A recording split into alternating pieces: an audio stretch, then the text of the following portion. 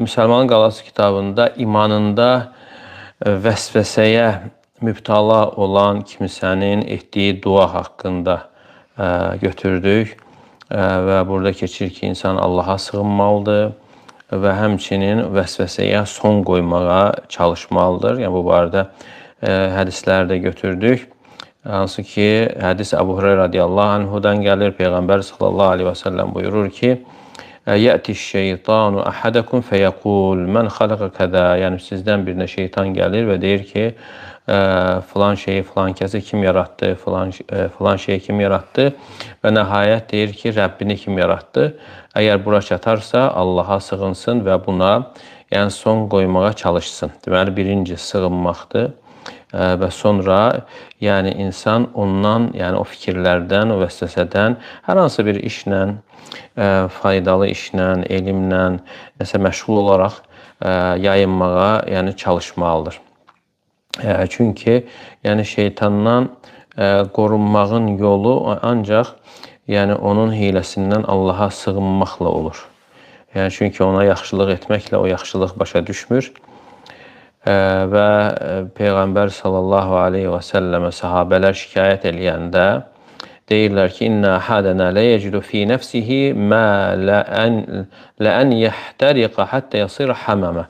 Yəni, bəzən bizim nəfsimizə elə fikirlər gəlir ki, bizim yanıb köz olmağımız, kömür olmağımız və yaxud da göydən yerə düşməyimiz onu dilimizə gətirməkdən daha xeyirlidir. Və Peyğəmbər sallallahu aleyhi və səlləm buyurur ki, Zəkə sarihul iman. Yəni, bu imanın saflığındandır, imanın gerçəkliyindən ki, belə bir vəsvəsə olur. Və sonra buyurur ki, Elhamdülillahilləzi raddə keydəhu iləl vəsvəsə və onun hiləsini vəsvəsəyə qaytaran, Allah Teala həm də layiqdir. Və buna görə Allah həmd edir. Yəni, şeytan bundan başqasını bacarmır. Yalnız onun bacardığı, gücü çatdığı vəsvəsə verməkdir. Və həmçinin burada qeyd olundu ki, sarihul iman hara qayıdır və bəziləri deyir ki, bu vəsvəsəyə qayıdır. Deməli, bu vəsvəsənin olması imanın saflığındandır, səmimiliyindəndir. Və bəzi alimlər isə deyir ki, insanda olan o narahatçılıq, vəsvəsə gəlir və insanda narahatçılıq yaranır və yaranan narahatçılıq imanın səmimiliyindəndir. Çünki münafiq üçün fərqi yoxdur. Yəni, onun üçün o narahat olmur. Deməli, bu narahat olursa, bunun imanı var. İbn-i Teymiyyə rahimehullah buyurur ki, insanın o nəfsində hiss elədiyi o ikrah hissi, bunu xoşlamamaq, bu imandandır. Çünki münafiq bunu hiss eləmir. Əksinə, münafiq elə onun özünü etiqad edir, narahat olmur. Amma mömin insan isə buna narahat olur və bu da imanın saflığına, səmimiliyinə, təmizliyinə dəlalət edir. Və həmçinin elm əhlindən bəziləri deyir ki, şeytanın uçuq, xarab evdə nə işi var?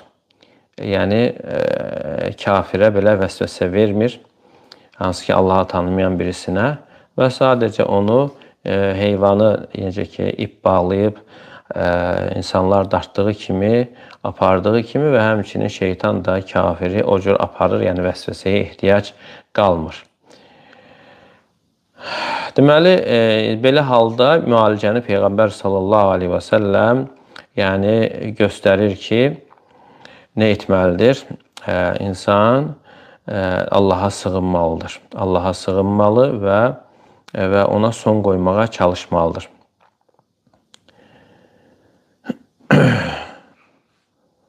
Deməli, burada Peyğəmbər sallallahu aleyhi və səlləm deyir ki, Zəkə sarihul iman. Yəni, bu imanın saflığındandır. Əgər bu belədirsə, nə üçün narahat olursan? Nə üçün onun vəsvəsələrinə inanırsan, təsdiq edirsən? Sənə deyir ki, sən münafiqsən, sən beləsən, sən gizlində Allaha asi olursan, aşkarda isə özünün xeyirli olduğunu izhar edirsən və sən də deyirsən ki, bu münafiqlikdən deyil. Münafiqlik, yəni insanın insanın daxildə, gizlində küfrü gizlətməsidir, kafir olması və zahirdə imanı ortaya qoymasıdır. Amma günah isə insanın təklikdə günah etməsi, yəni aşkarda etməsindən daha yüngüldür. Çünki Peyğəmbər sallallahu aleyhi və səlləm buyurur ki, kullu ümməti müafə illəl mücahirin, ümmətimin hamısı bağışlanacaqdır mücahirlərdən başqa. Deməli, insanın günahı aşkarda etməsi onun bağışlanmamasına səbəb ola bilir və yaxud da tövbəyə müvəffəq olmamasına səbəb ola bilir. Və şeytan belə fikirlərlə yəni insanı məyus etmək istəyir və ona görə insan diqqətli olmalıdır. Yəni şeytan gəlib deyir ki, sən gizlində günah edirsən və sən münafiqsən və sənə artıq səndən tövbə də qəbul olmayacaq, nə qədər günaha düşürsən, belə fikirlərlə gəlir ki, insan məyus olsun və tamamilə artıq günah üzərində davam etsin. Və həmçinin bu hədisdə keçir ki, vəl yentəhi, yəni dəlil olan hissəsi də odur ki, yəni buna son qoysun. Yəni o barədə fikirləşməyi tərk eləsin.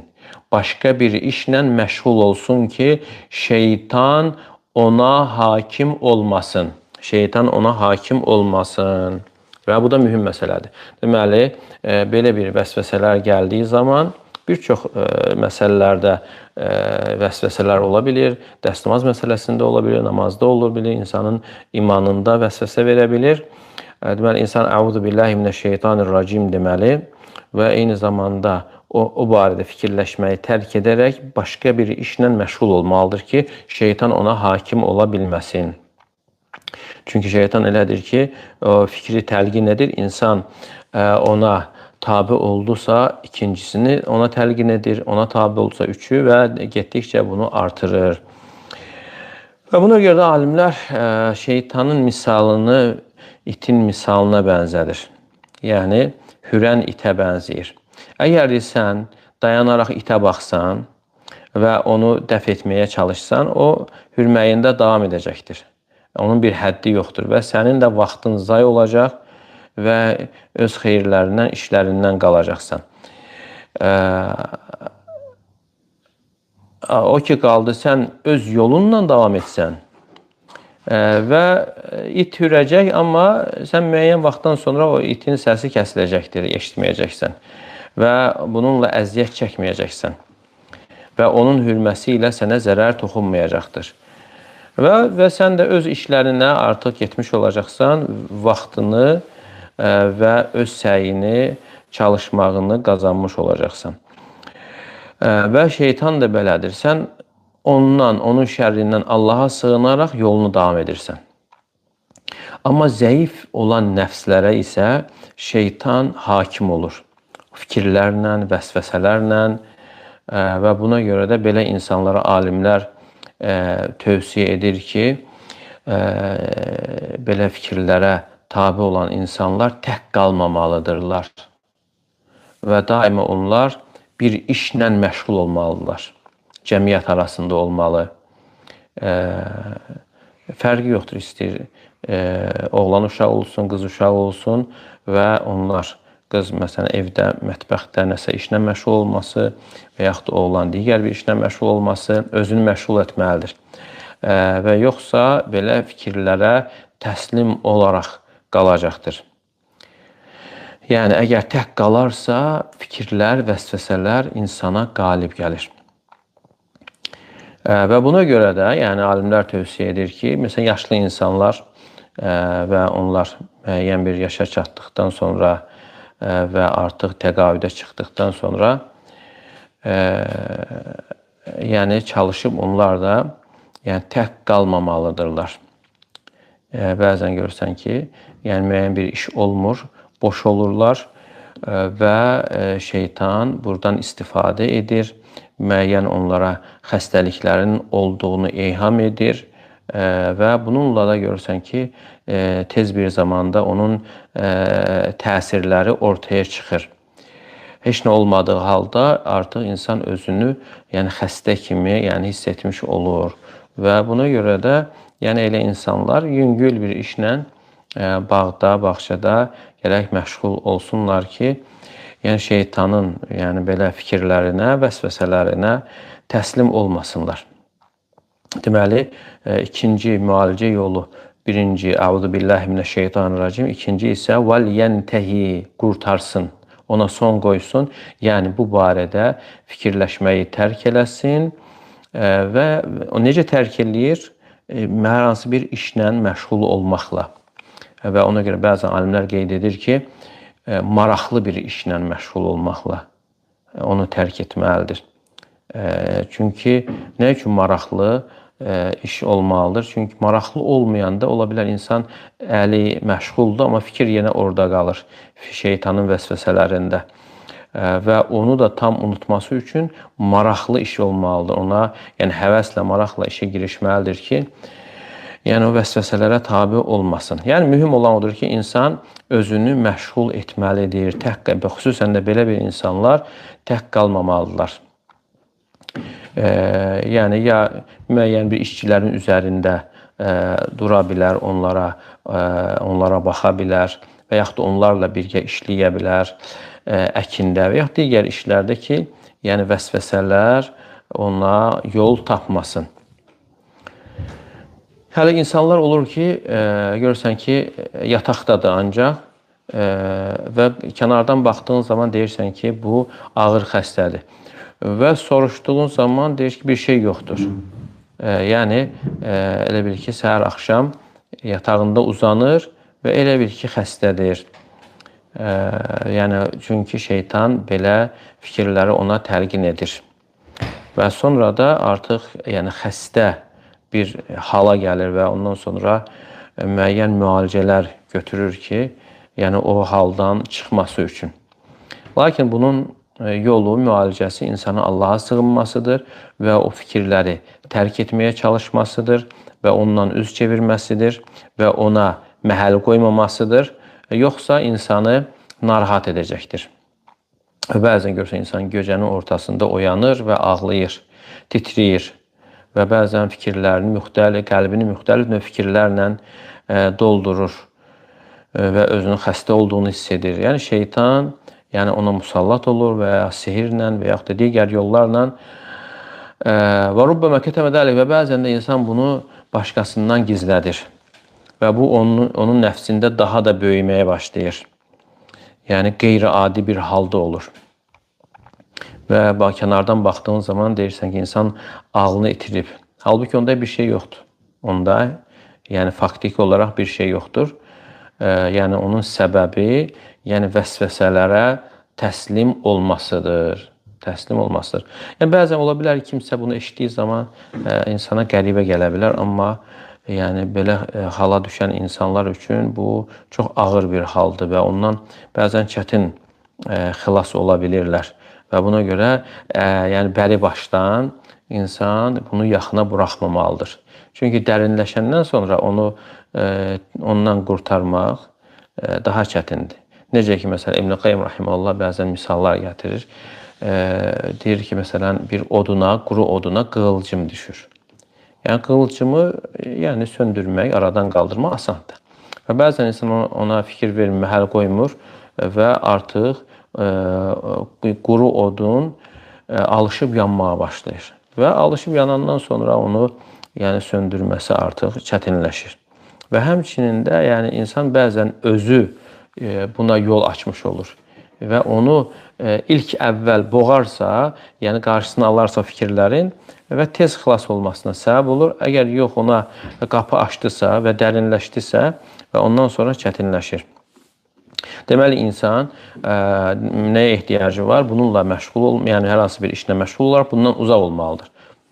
Yəni, şeytan hər bir yolla çalışır ki, insanı narahat eləsin və hətta onun istirahət vaxtını belə istirahət etməyə qoymur, rahatlanmağa qoymur və yaxud da yuxuda yatdığı zaman ona narahat edici yuxular göstərir və hətta gəzinti zamanı onun sevincini kədərə çevirməyə çalışır. Yəni, bu kimi suallara İbn Teymiyyə rahimehullah Bəyan Təlbisil Cəhmiyyə kitabında cavab vermişdir. Deyir ki, hədihi sualət min şeyatinil ins vel cin məlumətul fəsə fil aql. Deyir ki, bu kimi suallar hansı ki, şeytanlardan, cinlərdən və insanlardan olan şeytanlardan gələn belə suallar yəni ağılda fəsada gətirib çıxardır və buna görə də Peyğəmbər sallallahu aleyhi və səlləm belə suallar gəldiyi zaman Allaha sığınmağı və buna son qoymağı, tərk etməyi buyurmuşdur. Çünki şeytan belə bir fikirləri insana təlqin edir ki, dinində, yəni haqq olan məsələlərdə onu şək şübhəyə salsın. Və buna görə də Peyğəmbər s.ə.v dərhal onu dəf etməyi buyurur. Ona yolu Allaha sığınmaq və onu tərk etməyə çalışmaq. Və buna ağlı cavablar verməsinə ehtiyac olur. Yəni, hünəmə və qədər fi qalb ləm yəkun an şübhə. Çünki bunlar qəlbinə gələn vəsvəsələr şübhələr baxımından deyil. Və buna görə biz iki məsələni ayırmalıyıq. Və o insanlar ki, onlarda şübhələr var, məsələn, hər hansı bir sosial şəbəkədə nəsə oxuyub və yaxud insanlardan nəsə eşidib və bunun müalicəyə və cavabın tapılmasına ehtiyacı var. Yəni, burada Allaha sığınma kifayət deyil. Yəni, burada məsələ, hədisdə gələn Allaha sığınma məsələsi vəsvəsələrə aiddir. Deməli, var vəsvəsələr və bir də var şübhələr. Vəsvəsələr, bir də şübhələr. Şübhələr nədir? Şübhələr çöldən gəlir. Şübhələr çöldən gəlir. Yəni, insan başqasından nəsə eşidir. Bidət əhlindən və digər dini təhlilçilərdən, hansı ki, insan dinlə əlaqəsi yoxdur, dini təhlilçi aldanır. Və onlar tərəfindən müəyyən şübhələr gəlir. Və bundan xilas olmağın yolu alimlər buyurur ki, ona cavabın tapılmasıdır. Ola bilər insanın özündə cavab yoxdur, amma bilməlidir ki, bunun cavabı var. Və cavabını tapır, bilənlərdən soruşur və cavabını taparaq və onu rədd edir, dəf edir. Amma bir də var ki, insanın daxilindən gələn, bunlar vəsvəsələrdir. Daxildən gələnlər, bunlar vəsvəsələrdir. Bunlardan müalicə yolu isə Allaha sığınmaqla olur. Yəni, buna cavab axtarmaya ehtiyac yoxdur. Daxildən gələn vəsvəsələrə cavab axtarılır çöldən gələn şübhələrə. Şübhələr başqadır, vəsvəsə başqadır. Deməli, şübhələr, bir də vəsvəsələr. Şübhələr çöldən gəlir, vəsvəsələr isə insanın daxilindən. Şübhələrdən xilas olmağın yolu ona cavabın tapılması ilə olur. Amma vəsvəsələrdən xilas olmağın yolu Allaha sığınmaq. Cavab axtarılmır. Cavab axtarmamalıdır insan. Sadəcə Allaha sığınmalıdır. Əuzu billahi minəşşeytanirracim və onu tərk etməyə çalışmalıdır. Deməli, burada da mövzu vəsvəsələr haqqındadır. Və bəzən bəzi insanlara yəni vəsvəsə ilə gəlir ki, bu vəsvəsələr səbəbilə insan münafiq ola bilər və yaxud da kafir ola bilər. Və hətta bəzilər deyir ki, o danışıb, dili ilə söz deyib, küfür sözləri açıq aydın deyir. Nəyə görə? Rahatlansın deyə. Sonra gedir, yuyunur, qusul alır və şəhadət gəlməsini gətirir və 2 rəkət namaz qılır. Amma alimlər buna cavab olaraq deyir ki, bunların heç birine ehtiyac yoxdur. Çünki sən birinci imanın üzərindəsən. İslamdan çıxmamısan. O deyir ki, mən demişəm. Yəni, dilimlə küfür sözü söyləmişəm. Alimlər deyir ki, hətta sən söyləsən belə, yəni bu sənə aid deyil. Deməli, belə insanlar hətta sözləri, küfür sözləri söyləmiş olsa belə, hətta buna sonra boşanma məsələlərində də gətirirlər. Onlar açıq aydın demiş olsalar belə sayılmır. Yəni, onlar imandan çıxmır və onların boşanmaları da sayılmır. Yəni, bəzən insanlar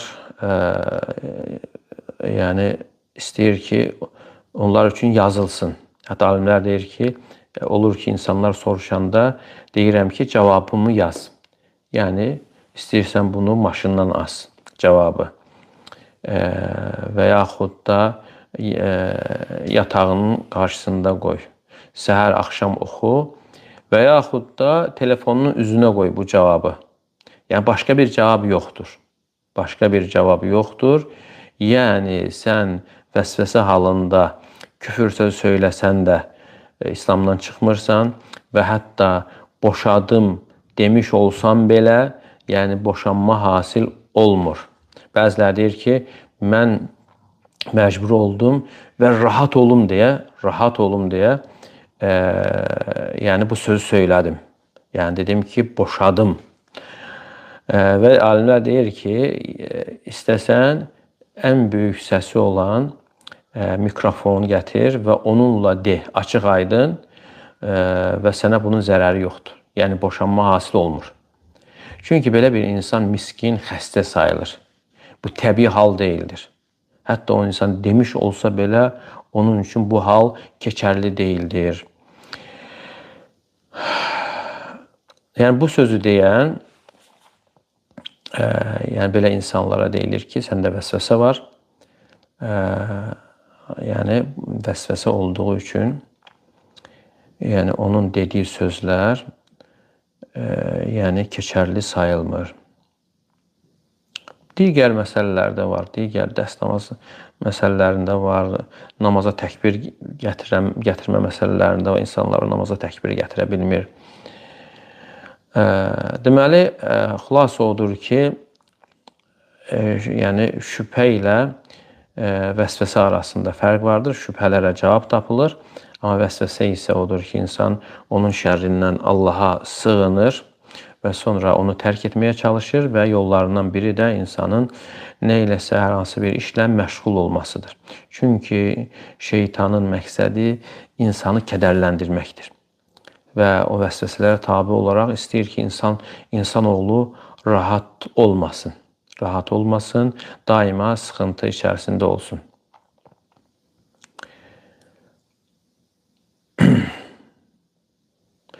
Və buna da aparan yol yenə alimlər gətirir ki, insanın boş olmasıdır, bekar olmasıdır, işsiz olmasıdır. Və boş olanda, işsiz olanda və belə vəsvəsələr daha çox olur insanda. Və bəzi insanlarda isə hidayətə başladıqdan sonra, tövbə etdikdən sonra, doğru yola yönəldikdən sonra belə hallar başlayır. Halbuki bundan əvvəl onda belə bir problem yox idi. Deyir ki, mən Allaha qayıtdım, tövbə etdim və halımı düzəltdim, namazlarımı mühafizə etməyə başladım və bu fikirlər mənə musallat oldu. Halbuki buna qədər rahat idim. Və alimlər buyurur ki, ona cavab olaraq deyilir ki, yəni sənin bundan əvvəlki halın, yəni şeytan sənin sinənə, köksünə çökmüşdü, artıq sənin tərəfindən rahatlığa çıxmışdı. Çünki ibadətdə deyildin, zikirlər yox və sən də artıq oyanırsan, qəflətdən oyanırsan və ibadətə başlayırsan və şeytan narahat olmağa başlayır. Necə ki, sənin o arxanca hürən it kimi. Və sən yolunda gedirsən və səni narahat edir səsi ilə. Və bundan əvvəl buna ehtiyac yox idi. Kənə qad əxədə və cəthəmə alə sal. Elə bilir ki, səni bir növ yüyənləmişdir və sənin köksünə çökmüşdür. Və bu cür çoxlu hürməyə ehtiyac qalmamışdır. Və səni onun əsirliyindən azad olduqdan sonra və səni narahat etməyə başlayır ki, sən yenə əvvəlki həyatına qayıdasan.